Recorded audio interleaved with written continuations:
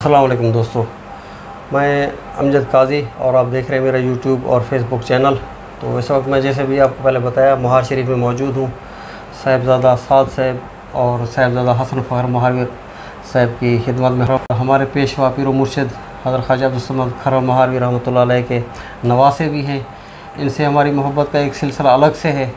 तो इनके साथ अभी नशिस्त हुई तो मैंने कहा कुछ इन हज़रत ख्वाजा अब्दुल समद खरम महावीर रहमतुल्लाह अलैह की ज़िंदगी के आयाम, क्योंकि आपने इनके साथ बचपन भी हजूर की खिदमत में रहे हैं और उनकी तालीमात से आपको जो तड़प थी दोबारा हाज़िरी की और उनकी हालत बहुत ख़राब थी, रोने वाली थी। जैसे कोई अपने यार से बिछड़ता है ना, तो उसकी जो हालत होती है वो हालत थी।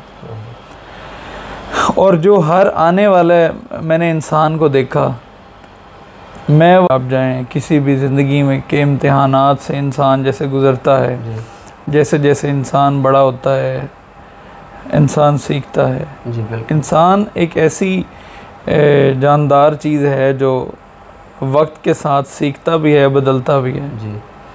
तो उनकी बहुत सी ऐसी तालीमात हैं और ऐसे उनकी ज़िंदगी इस तरह की है कि उनसे बहुत कुछ सीखने को मिला माशाअल्लाह। तो मैं यही दुआ करूँगा अल्लाह ताला। अस्सलाम वालेकुम दोस्तों, मैं अमजद काजी और आप देख रहे हैं मेरा यूट्यूब और फेसबुक चैनल।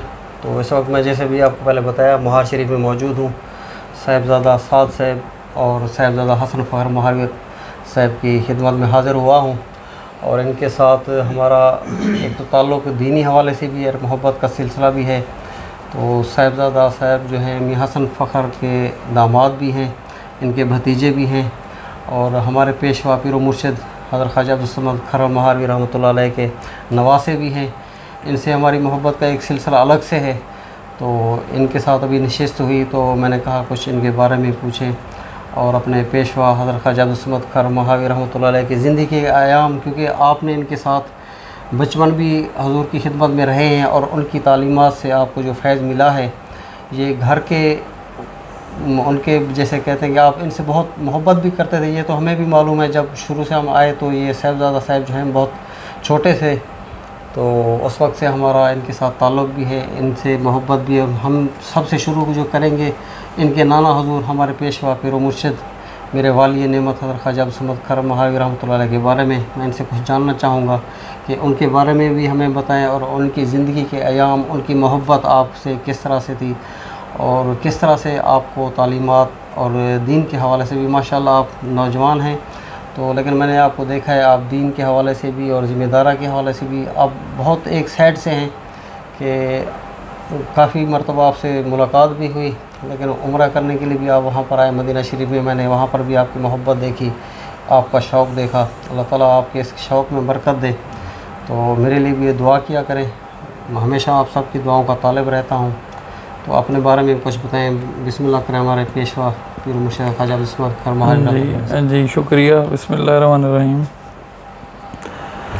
उनके बारे में मैं सबसे पहले आपको ये बताऊंगा कि वो हमेशा जब भी उनको याद किया जाए तो एक बेइंतहा मोहब्बत महसूस होती है। जी बिल्कुल, जो किस्मत वालों को ही मिलती है। बेशक। और वो बहुत नेक इंसान थे, बहुत अल्लाह के नेक वली थे और बहुत सखी थे, वो मोहब्बत करने वाले थे।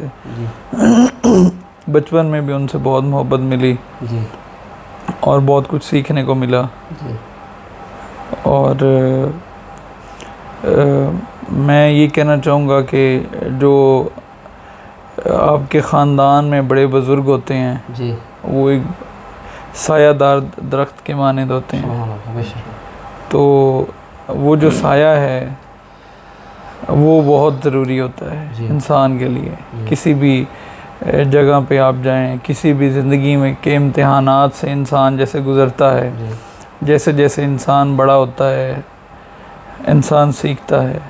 इंसान एक ऐसी जानदार चीज़ है जो वक्त के साथ सीखता भी है, बदलता भी है। तो उनकी बहुत सी ऐसी तालीमात हैं और ऐसे उनकी ज़िंदगी ऐसे इस तरह की है कि उनसे बहुत कुछ सीखने को मिला माशाअल्लाह। तो मैं यही दुआ करूँगा अल्लाह ताला ऐसे सायादार दरख्त हर इंसान की ज़िंदगी में दे जिनसे उन्हें सुकून हासिल हो और ज़िंदगी को देखने का एक नया नज़रिया मिले माशाअल्लाह। तो अपनी तालीम के हवाले से भी बताएं, आपने तालीम शुरू की तो?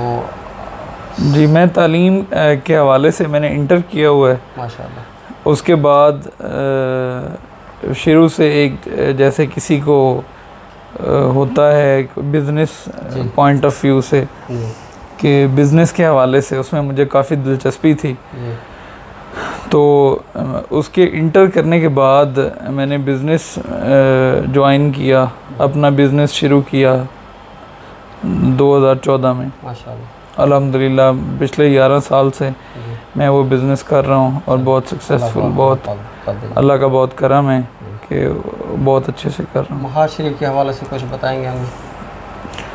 महार शरीफ के हवाले से ऐसा है कि महार शरीफ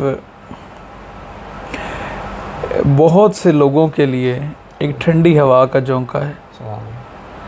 यहाँ पे कितने ऐसे लोग आए जो वली बन के निकले, अल्लाह अकबर। और फिर उनका फैज़ आप पूरे पाकिस्तान में जगह जगह पे देखते हैं, तो उनसे लाखों लोगों को फ़ायदा हुआ। तो मैं महार शरीफ को कहा जाता है महार शरीफ मुक़द्दस नगरी। तो ये ऐसे ही मुक़द्दस नगरी नहीं बनी लिखने के हवाले से, बल्कि है ही मुक़द्दस, क्योंकि यहाँ से जो फैज़ मिला है इस ज़माने को वो बहुत ही ऐसी कम जगह हैं जहाँ से मिला है। इंशाअल्लाह माशाअल्लाह जी। तो आप उम्रा करने के लिए आए मदीना मुनव्वरा में, आपकी माशाअल्लाह ज़ियारत भी हुई। जी, उम्रे के हवाले से ये एक बुलावा है। मेरे दिल में काफ़ी अरसे से ख्वाहिश थी उम्रे की, तो हर साल इरादा भी करता था, तो फिर बस वो साल के अख्ताम में कहता था कि चलो अगले साल चलेंगे। तो ये एक बुलावा है। ये जब वो कहते हैं कि ये बड़े करम के हैं फ़ैसले, ये बड़े नसीब की बात है, तो ऐसे ही बस सरकार का करम हुआ और बुलावा हुआ। तो पहले जब मक्के शरीफ गया तो जैसे ही काबा पे नज़र पड़ी तो वो जो लम्हात हैं वो अल्फाज में बयान नहीं किया जा सकता। बिल्कुल ऐसे, क्योंकि इंसान सबसे पहले अपने खालिक के उस घर में जा रहा होता है जिसका उसने अपना होश संभालते ही तसव्वुर किया है, जो खालिक है कायनात का, जो मालिक है।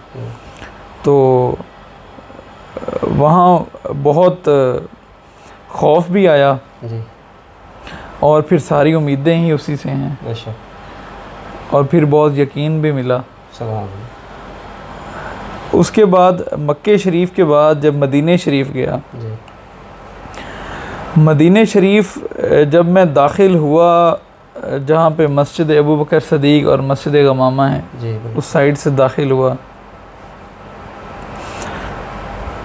तो मैंने एक बात नोटिस की कि वहाँ पे जो भी लोग जो मदीने शरीफ से हिजरत करके जा रहे थे, उनकी आंखों में गम था, तड़प थी, दोबारा हाज़िरी की, और उनकी हालत बहुत ख़राब थी, रोने वाली थी। जैसे कोई अपने यार से बिछड़ता है ना, तो उसकी जो हालत होती है वो हालत थी। और जो हर आने वाले मैंने इंसान को देखा, मैं वहाँ पहले अपने उम्रे पे 9-10 दिन रहा मदीने शरीफ में, तो मैं अक्सर आते जाते लोगों की आंखों में देखता था कि लोग मुख्तलिफ़ तरह के मुझे नज़र आते थे। जो वहाँ से जा रहा होता है वो तड़प तड़प के मर रहा होता है, और हर मैंने आने वाले शख्स को देखा, वो खुश हो क्या, हर आने वाला शख्स ऐसे खुश हुआ जैसे दुनियावी लिहाज से लोग खुश होते हैं कि हमारे करोड़ों और अरबों का फ़ायदा हो गया है, हम बहुत खुश हैं। जैसे किसी को दीवाने को उसका इश्क मिल जाए, अल्लाह, या किसी की गुम हुई चीज़ उसे मिल गई, तो वो जो रूहानी सुकून है वो मदीने शरीफ में है। मैंने हर आँख में, हर मदीने शरीफ से जाती हुई आँख में आंसू देखा है, और आने वाले के दिल में बहार, आने वाले की आंखों में मैंने खुशी देखी है, झूम, उसकी आंखें झूम रही थी। और यकीन करें कि ज़िंदगी वही है जो मदीने शरीफ में गुजरे। दुनिया भर से वहाँ पर लोग आए होते हैं, तो हर किसी को अपने हिसाब से जो है वहाँ पर मोहब्बत भी मिलती है और करम इनाम भी मिलता है। तो ये आपने क्या चीज़ वहाँ पर नोट किया आपने? क्योंकि मदीने बोली कोई किसी की नहीं समझता, लेकिन आँखों के जो बोली है और दिल की जो आंखें हैं वो कुछ बयान कर रही होती हैं। मैं आपका सवाल नहीं समझ सका, क्या कह रहे हैं? मैं कह रहा हूँ ये कि जैसे मदीना शरीफ में पूरी दुनिया भर से लोग आए हुए होते हैं, और वहाँ पर कोई भी एक दूसरे को नहीं जानता, किसी की मतलब लैंग्वेज कोई नहीं समझता। जी जी, मैं समझ, मुझे आपका सवाल समझ आ गया। मदीने शरीफ की ज़बान जो है ना, क्योंकि हजूर हमारे जो थे सुभान अल्लाह, वो ऐसी हस्ती हैं, एक मिठास हैं, तो मदीने शरीफ की जो ज़बान है, वहाँ का रवैया है, वो मिठास पर है। वहाँ हर इंसान आपको मोहब्बत भरी नज़रों से देखता है और मिलता भी है, और वहाँ पे इंसान को बहुत सुकून मिलता है हर तरह से हजूर की बारगाह में। माशाअल्लाह।